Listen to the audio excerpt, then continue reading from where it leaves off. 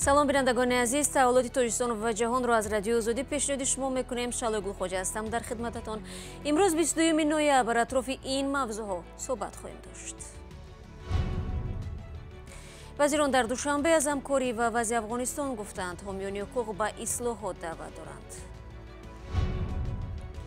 баъди кашфи маводи мухаддир дар яке аз мошинҳои ҳомили 20 тонна ангур дар марзи Ӯзбекистон, мошинҳои ронандагони тоҷикро аз марзи Русия иҷозати убур намедиҳанд.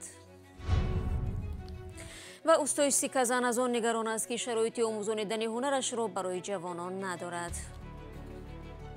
аку моям пир мешем, мана чашмова хира шусос. Ана аку ин ба бисёр ози ёш дар кор одам.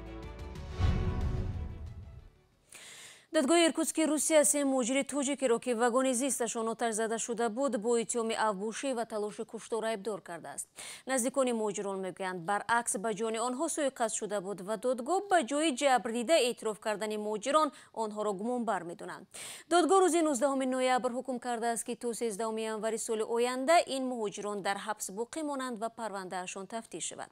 шаби 12 ноябр сокинони маҳаллӣ дар Иркутск макони зисти муҳоҷирони тоҷикро оташ заданд ва бар асари он 2 нафар ба ҳалокат расид. ҳоло Қурбонмат Содиқов, Далер Ҳасанов бо иттиҳоми қасди куштор ва Ҷумабой Искандаров бо иттиҳоми авбушӣ ба ҳабс гирифта шуданд. имрӯз дар Душанбе вазирони корҳои хориҷии Иттиҳоди Аврупо ва Осиёи Марказӣ дар нишасти гирдӣ ҳам омаданд. нишасти мазкур ва дар шароити баргузор мегардад, ки нигарониҳо аз вазъи тағйирёбанда дар Афғонистон бештар мешавад. дар айни замон созмони дидбони ҳуқуқи башар мақараш дар Нью-Йорк аз Иттиҳоди Аврупо хостааст, ки кишварҳои Осиёи Марказиро барои поён додан ба нақзи ҳуқуқи башар ва анҷоми ислоҳот таҳти фишор қарор бидиҳад. Мулло Раҷаб ва Бароди Юсуфӣ нишасти вазиронро пайгирӣ доштанд.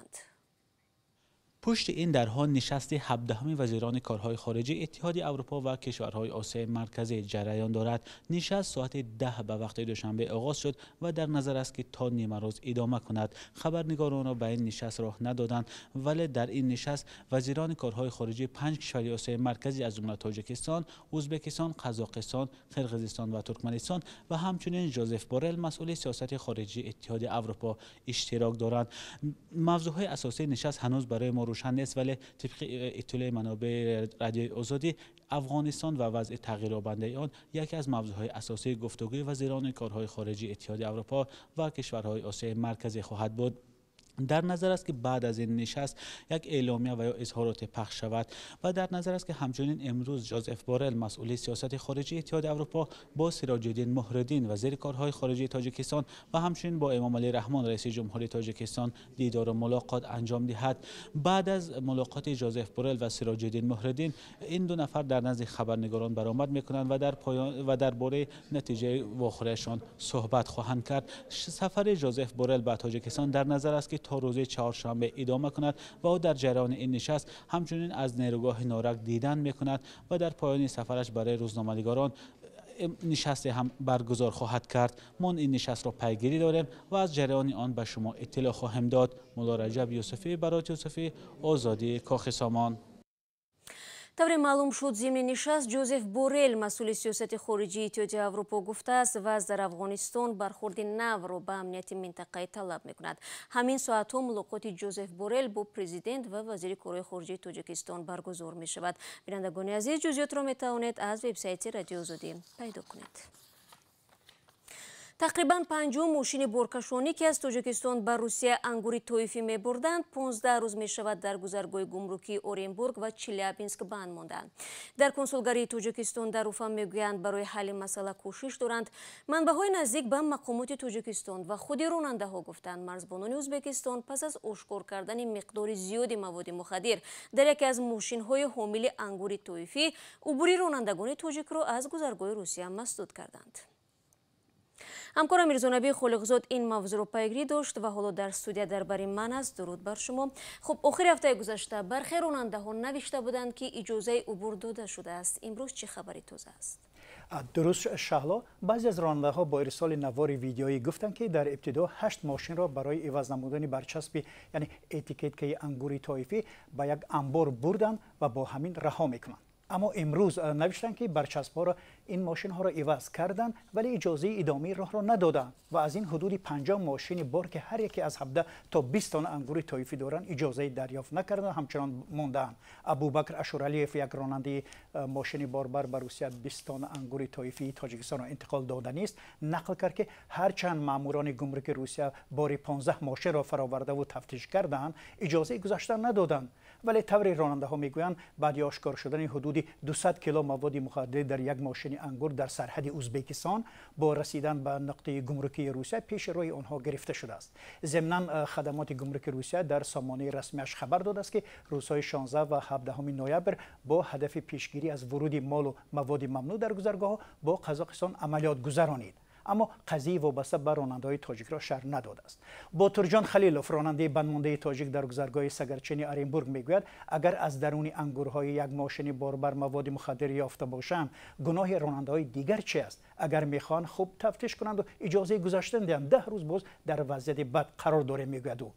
راننده ها در نوارهای ویدیویی اشاره میکنند که شرکت هایی که آنها را به روسیه میفرستند نیز فقط برای عبور از گمرک ها از هر ماشین $250 میگیرند و در راه به روسیه بیش از 1 تن سلیارکه مواد سوخت خرج میکنند که 1 لیتر سلیارکه به 50 روبل حدود 7 سامانی برابر است. آیا مقامات تاجیکستان مثلا سفارتخانه تاجیکستان در روسیه در پی کمک به راننده ها هستند یا نه؟ ببینید سید امام کنسول ژنرالی تاجیکستان در شهر اوفا روز 19 نوامبر به رادیو آزادی گفت از بازداشت شدن ماشین‌های باربری راننده‌های تاجیک در گذرگاه سگرچین ارنبورگ خبر دارد و برای حل مسئله آنها مشغول است. دفتر مطبوعاتی سفارتخانه تاجیکستان در روسیه هم همین حرفا را زد ولی همچنان راننده‌ها در شرایط بی‌حد تنگ قرار دارند. طوری می‌بینیم نمی‌دانند چیکار کنند. ما یعنی رادیو آزادی هم به عنوان خدمات گمرکی روسیه نامه رسمی ارسال کردیم ولی تا حال پاسخ آن را دریافت نکردیم. و ببینید که بعد مسدود کردن راه راننده‌های تاجیک شرکت هایی که در داخل تاجیکستان به انتقال انگور طایفی مشغول هستند و از یکی از این شرکت ها اورال فریش نام برده می شود با راننده‌های قزاقستان انگورهای خود را انتقال می دهند. به نقل راننده‌های تاجیک تا زمان گذشتن آنها از گذرگاه سگرچین و ترایتسکی به ماشین‌های باربری تاجیک آوردن انگور از تاجیکستان به روسیه منع کرده شده است. ولی تلاش‌های ما برای روشن کردن اینکه انگورها به کدام صاحبکار یا نهادی تاجیکستان تعلق دارد تا حال ناروشن باقی مانده است. تشکر برای صحبت. من یادآور می‌شوم که تاجیکستان از روسیه محصولات نفتی، غذا، چوب و تخته و محصولات آهنی می‌آورد و در عوض آلومینی، پخته، میوه خشک و میوه و سبزیجات می‌برد. در گذشته مقامات روسیه چندین تن مویز و زردآلو، گیلاس و برنج تاجیکستان را به دلیل نداشتن اسناد لازم پس گردانده بودند.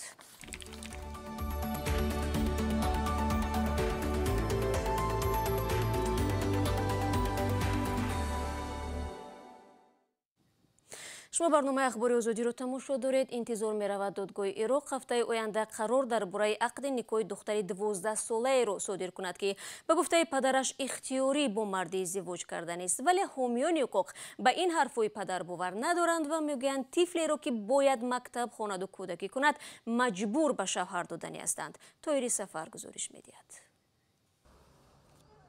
این گروه زنان عراقی به حمایت یک دخترک 12 ساله صدا بلند می‌کنند که پدرش می‌خواهد او را به شوهر بدهد.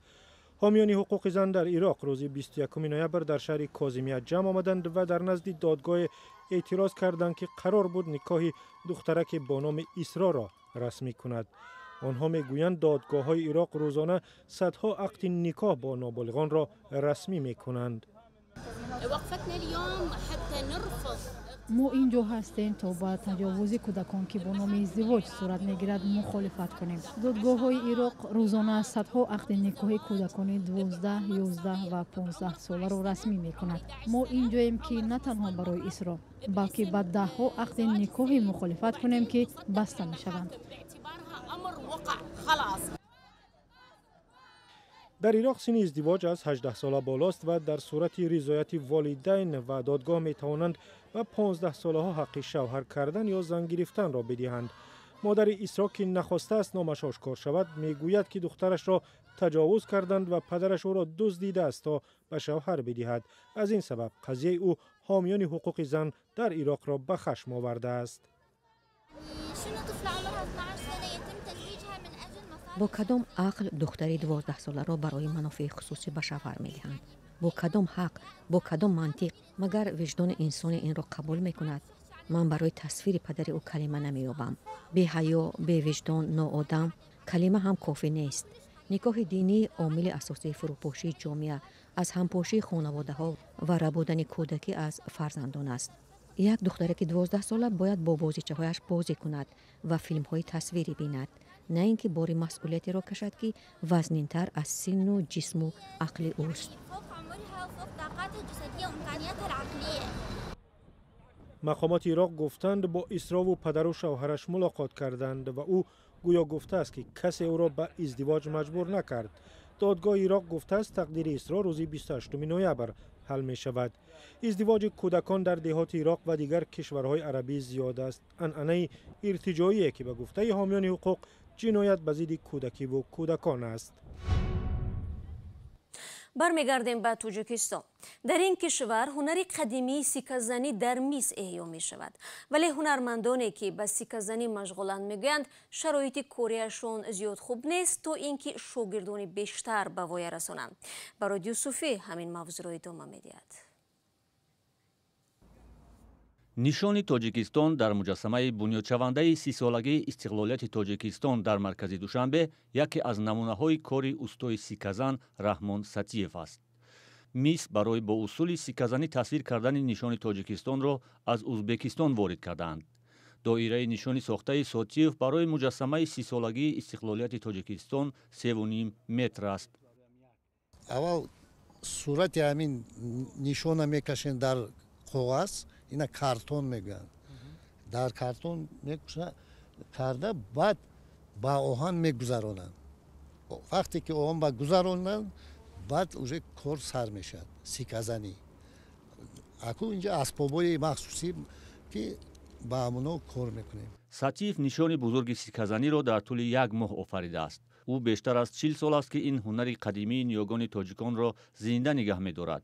ҳоло як устухонаи хурдеро дар бунёди бадеии Тоҷикистон иҷора гирифта, ҳамроҳ бо як шогирдаш фармоиши муштариёнро иҷро мекунад. қалаи исора гиред, мана харитаи Тоҷикистон аз ҳамин оҳанам кунед, ҳаминоям бисёр талаботаш аст. Раҳмон Сатиев мегӯяд, ҳоло дар Тоҷикистон ӯ ва як шогирдаш ба ҳунари сиказанӣ дар мис машғул аст.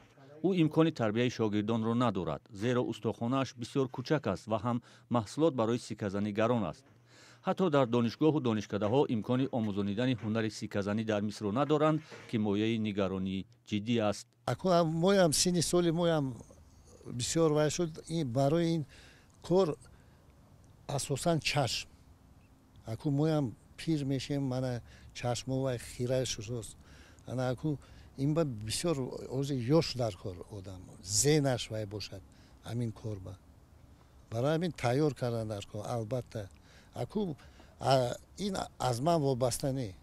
این اکو من دولتی ما اگر همین یک دستگیری کنن یک چی کمک کنن البته میشد. ما هم همون میخوایم که تیار کنیم همین آینده ما. با ممکن همون آینده ما با ایمان نقصر کار میکنن. бостоншиносон мегӯянд ҳунари сиказанӣ дар миср ба қарни 4 бармегардад, ки он замон барои муомилот ҳамчун василаи пул истифода мешуд. маркази фарҳангии бохтариён тасмим гирифтааст 20 ноябри соли ҷорӣ як намоишгоҳи ҳунари сиказании Раҳмон Сатиевро баргузор кунад. қарор аст дар ин намоишгоҳ ҳудуди 60 асари сиказанишуда дар мисрро, ки ба ҳунари дасти ӯ мутааллиқ аст, ба маъраз бароранд. بینندگان عزیز 15 دقیقه که در اختیار داشتیم به پایان میرسد. سپاس از شما که تا این لحظه ها با ما بودید. خبر گزارش های دیگر چونه میشه در سامانه ما زیر نشانی www.ozodi.org گذاشته شدند. فراموش نکنید که ملاقات نوبتی من با شما فردا در برنامه سرخط رویداد هست. خود را احتیاط کنید عزیزان و خدا نگهدارت.